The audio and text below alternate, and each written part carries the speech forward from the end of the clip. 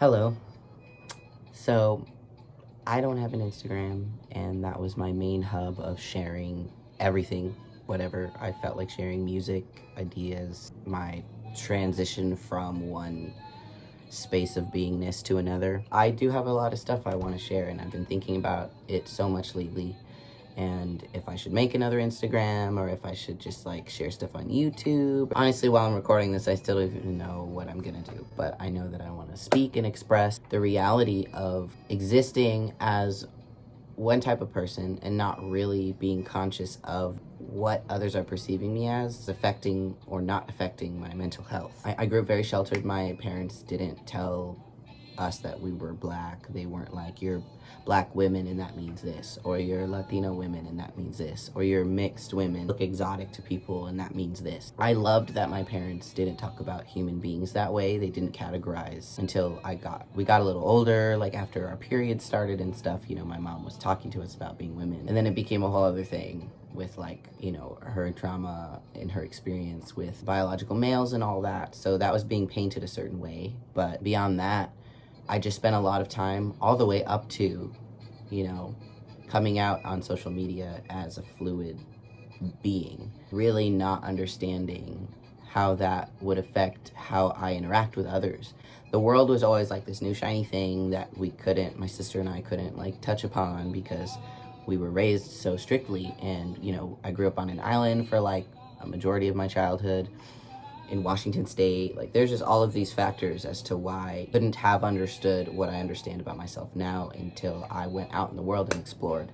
And I'm very intensely that way. So it was going to come to me whenever it was going to come to me. It was always going to. I've been trying to understand what this thing has been where I've deleted my Instagram, which is my main social hub of communicating with the outside world. I connect with a lot of people who identify as non-binary or trans, and just in general, I meet a lot of interesting queer people and like people that I don't necessarily find many of in my community. And then especially through COVID, like people just aren't trying to be out like that. Like, it's just a different space now. I came out in 2018 and I was back and forth with social media, back and forth with what I wanted to share. Like, it suddenly wasn't a normal flow for me anymore. Before that, I loved to constantly share, and naturally as a person, I like to share like whoever I'm communicating with in that moment. And social media was lit, Instagram was lit, because I could share video or photo of music or me talking about something or an idea I had and connect with people through it. And I loved that. That was great because of how I was raised and being such a floating spirit up until I started tea. I didn't take into account how I was seen as prey, and I'm falling into a spectrum of being seen as predator. How that experience is just like fucking rough. I didn't really understand that that's what had prompted me this very last time to delete my Instagram. I was just like, the way, different people were reacting, certain types of people hitting me up on some weird shit, depending on what I was sharing about my journey, transitioning and taking testosterone, being a biological female and being a person of color, and like, people asking me weird questions. Me just getting used to being seen in this way where people are just like not sure. Really understanding like I am entering a space where, because I'm so fluid in how I dress and express my external body, like I don't even categorize it very often as feminine or masculine anymore. It's just blurry to me. I'm like, that doesn't... It makes me feel like, oh, so it's assigned to someone who has energy like this or a body like this, or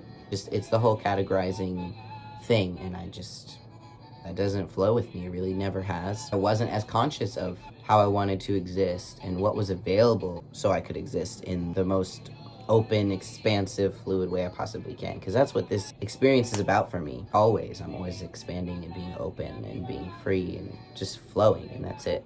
In every single way I possibly can. That's what feels best to me in this life. I just felt like expressing about where I'm at with that.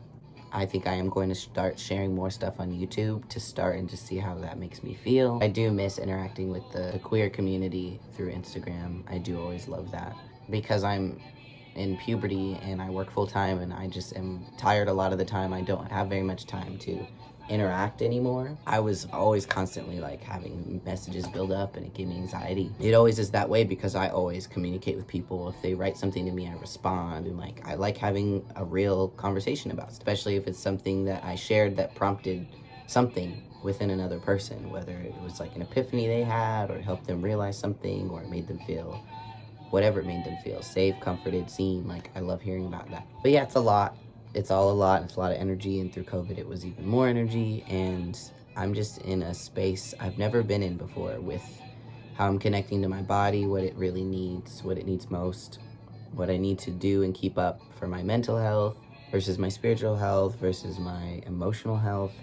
I want to share more, and I still want to express, how my journey is going and share that. Just really understanding why, like, the first and second year of me coming out was the most insecure I've ever felt in my life, and I didn't understand why. But it was directly related to not my identity, not how I wanted to express, but how others are perceiving me, and how there's no way for me to understand where the fuck these people are coming from and perceiving me the way that they do. I can only have somewhat of an idea, but ultimately, I don't know. And if that perception that they have prompts them to kill me or attack me, like, that's my physical fucking safety. I've never had that threatened, and I've never felt that it was threatened before this period in my life. And really seeing and learning the depths of, like, what other people who go through a similar type of experience as I am right now, what they're dealing with. I don't want to live in a space of fear and deal with all that. Just figuring out what the best way is for me to go about this, so that my mental health is cute and I feel good and I feel safe and comfortable with the type of grounding I'm having with everything in my life. Like, my physical space is very consistent right now, and I'm very grateful for that. I do have a job, which I'm also very grateful for. It exhausts me, but I think working full-time anywhere would exhaust me right now. Yeah, so I'm just getting my stability together. I want to not live, because I live with my parents. I don't want to live with my parents, because in my mind, most of my brain is a fully functioning adult.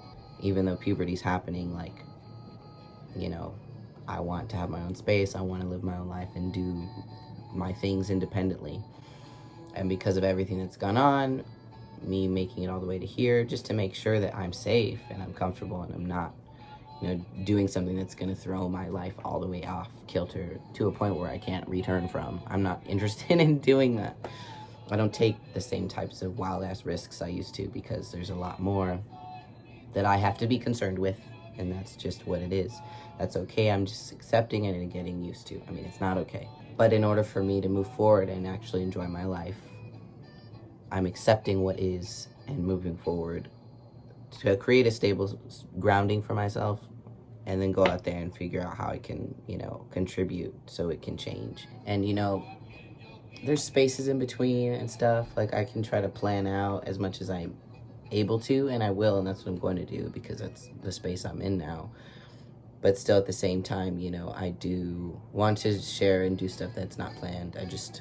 I have more of an understanding in areas where I just have to be more cautious, more aware, stay present with what's going to be worth it. And, expelling my energy and my effort is really actually going to be healthy and helpful for both me and whoever may or may not come across it. Yes, I'm just a little more calculated than I used to be. I'm capable, so I feel like now I understand why I even have that skill, because I never was, like, understanding of that. I was like, I'm just gonna do what I do, and, like, that's it.